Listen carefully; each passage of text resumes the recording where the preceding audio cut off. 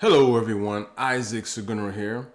Welcome to my channel. In today's video, I'm going to be sharing something that I believe will be useful to you. It definitely helped me out last week as I implemented this.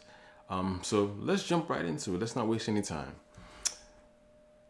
All right, so I want you all to imagine, as you're looking at my screen, imagine you're working with a form, a long form or multiple forms that are split across 5 different tabs as you see here.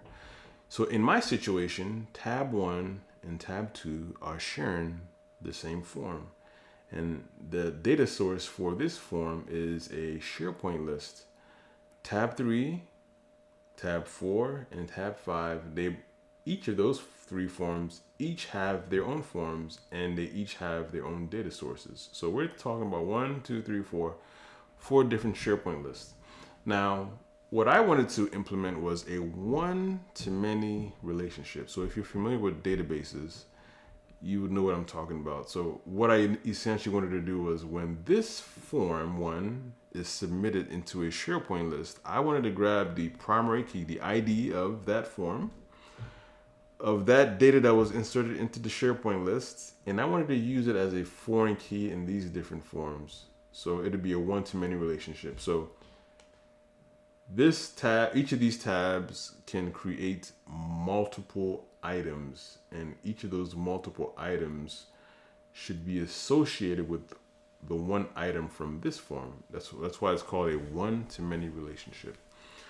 So what I wanted to do was I wanted these 3 tabs to be disabled until after this form has been completed, submitted. So just imagine 3, 4, and 5 are disabled. And then once this form has been submitted and my next button acts as a submit button, once it's clicked next, these 3 forms will be disabled. So I am now going to show you how I implemented that. So the first thing I did was, let me share this with you first. And if you haven't, I have a video on how I created these tabs, and I'll put it in the description or somewhere on the screen. So these tabs, I have this table, and each of these tabs, because I have 5 of these records here, that's why I have 5 tabs, and each one has its ID, and as you can see, the labels correspond with the tabs. So the first thing to do, I'm going to go to my screen 1, the on-visible property of the screen 1. So once it's visible, whatever is in here happens, executes. So we're going to create another variable. So I'm going to say update context.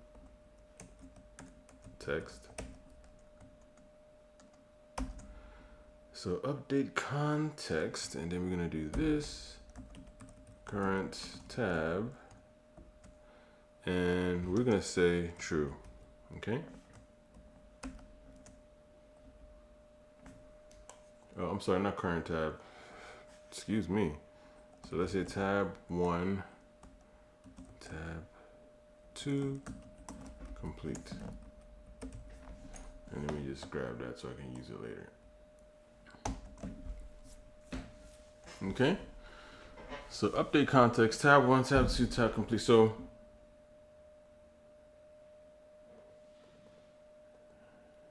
okay, actually we want this to be false, not true, false. Sorry about that.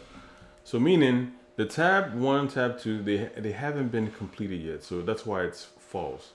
Now when we get to tab 2 and we click next, we're going to change this value from false to true, which will let us know that the form has been submitted, and then it will open up these other tabs. Now the next thing we're going to do is we're going to come here. Let's go to this tab, and we're going to add another formula to our display mode. Because in this formula, what this formula is going to do is it's going to check to see which tabs these are. If it's 3, 4, and 5, it'll disable it. So let's do that. So let's come here, and we're going to say if this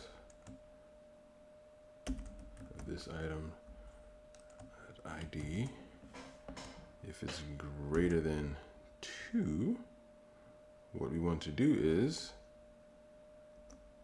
if it's greater than 2, and let's not forget about this formula. So remember, this is false. We need this to be true for, let me finish writing this so it'll make more sense once I do this. So let's say dot disabled, and then paste. Okay, so this is false right now. This tab 1, tab 2 complete is false. So in order for this to be, for this to implement, we need this to be true. So what we need to do is we need to add an exclamation mark flipping it to true. So it's true now. So if it's greater than 2, the IDs are greater than 2, and this is false, then make it disabled. All right. So now we're almost there. Now that we have this disabled, let's see. So now we click next, tab 1, we click next, tab 2. So now what we want to do is we want to make sure our patch is on, we want to put our patch on this button. So we want to add another formula as well, you know, checking to see if it's on this tab, then we want to do a patch. So let's do that. So let's come to our next.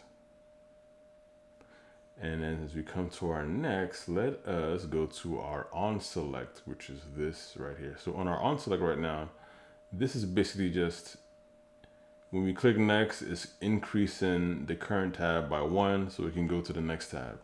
But we don't really need this anymore. We need to change this. So what we need to say, let me do this. If current tab equal to 2, and then what we want to, what we want to do, let's do a patch.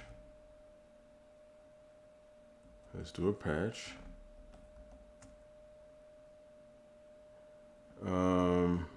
Right, so I didn't actually write out the patch form because I don't really have a form, but this is where you would do your patch. This is where you will, all the fields from tab 1 and tab 2, you would insert it into your SharePoint list, and then you would also grab the ID, and then you'll use that ID. So here is where we'll capture, and to do that, you would do something like this. You would say set new item to patch, and then to grab the ID, what you would do next is you would say something like new item dot ID. Just how you would use it elsewhere to patch. So I hope that made sense. So don't forget the semicolon. And what the semicolon allows you to do is it allows you, you know, based on that condition, if it's true, it'll execute this, whatever, and then if you have a semicolon, it'll execute the next line, right?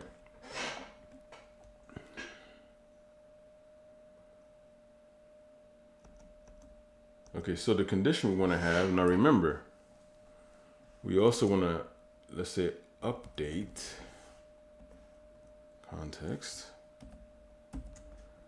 We want to do that, and then we want to change it to true. Now, when we do true, it's meaning that, hey, the form has been submitted, and it's been patched and submitted, you know, so now we can use that ID. So we're going to do a semicolon. Oops, I'm sorry, not a semicolon. Yes, a semicolon. And so it's saying, okay, if current tab is equal to 2, then execute these 3 items. Else, we're going to put a comma for our else, and we're going to say else update context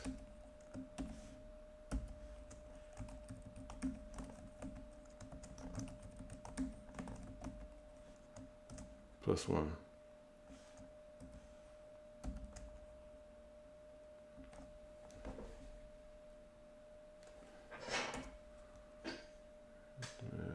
Okay, I'm missing something here.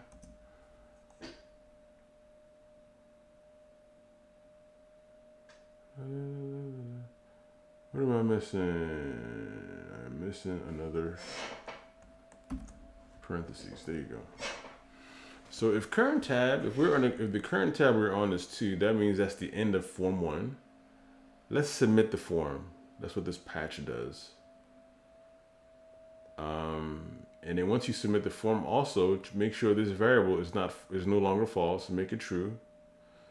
Letting the system know that, hey, the form has been submitted, and then just update and go to the next tab. Else, go to the next tab.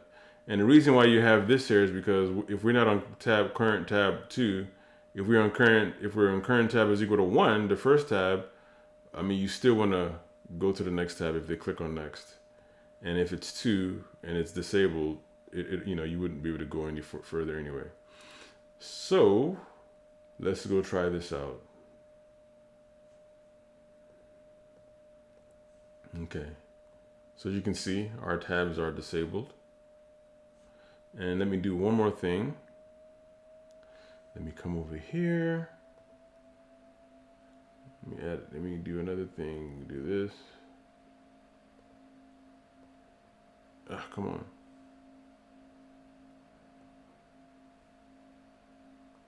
Okay, let me do this. And let's say tab. So you can see tab.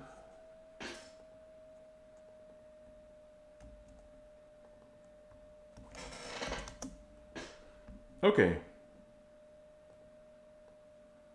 All right, so I want you to watch these variables here. So let's go, click next, tab 1, click next. See, now we're on current tab, and if you remember the formula, if current tab is equal to 2, it's going to change this to true, and then these should open up next. And then boom, now we're on cap, it moved on, and then we can move on to our next tabs. So I hope that made sense. If you have any questions, please leave a comment in the comment section, and please like and share the video. Also subscribe. I'm glad to have finally. I think this is my first time showing my face on the video, so I wanted to be a little bit more personable. Welcome to my channel. Please share.